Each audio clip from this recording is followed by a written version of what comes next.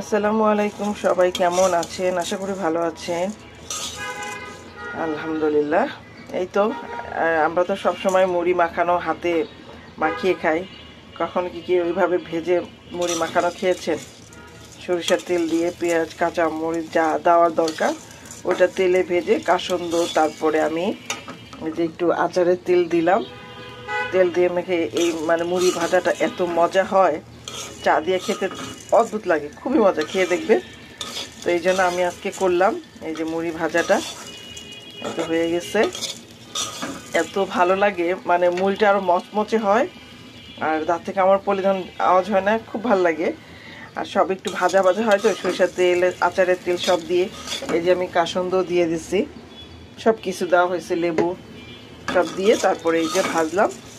এখন এটা চা দিয়ে খাবো। যে চাও অলরেডি বসানো হয়েছে, হয়ে গেছে চা। খুবই মজা, এত মজা, এটা খেয়ে দেখবেন। আমরা তো সবসময় হাতে মাখায় তারপরে খাই, তো আমি আজকে ভেজে প্রায়ই খাই আমরা, তো আজকে এটা আমি কিছু দেখাই। যদি কেউ খেতে চান খাবেন, খুবই ভালো লাগে, খুবই মজা, একদম কি বলবো, অনেক ভালো লাগে।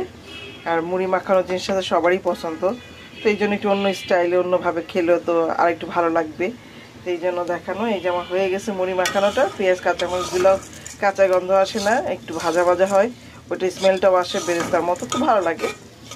তো আমি যেখানে সব দেওয়া হয়ে গেছে, ধনিয়া পাতা নাই, ফ্রোজেন করা, তো ওটা দিব না, ঠান্ডা যেহেতু, এই জন্য। এই তো এখন ঢালবো, খুব মজা, গরম দেখেন, কিন্তু খেতে মাশাআল্লাহ, বিসমিল্লাহ, অনেক মজা। তো আল্লাহ হাফেজ, সবাই ভালো থাকবেন।